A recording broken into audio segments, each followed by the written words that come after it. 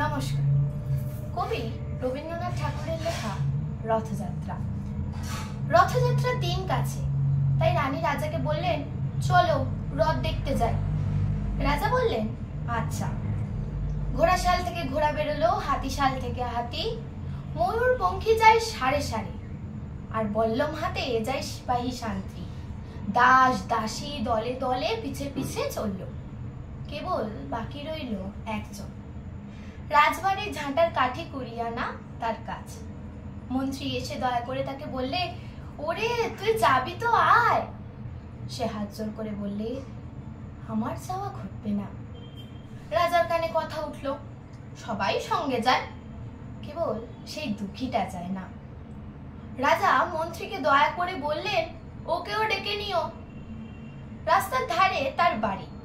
হাতি যখন সেইখানে পৌঁছলো, মন্ত্রী তাকে ডেকে বললেন, ওরে দুঃখী, ঠাকুর দেখবি চল।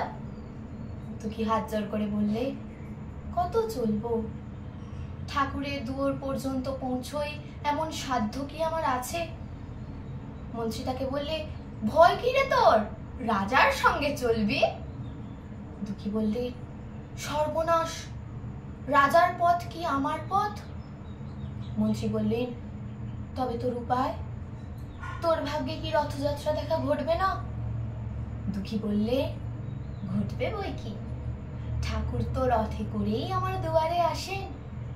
মন্ত্রী হেসে উঠলেন, বললেন, তোর দুয়ারে রথের চিহ্ন কই?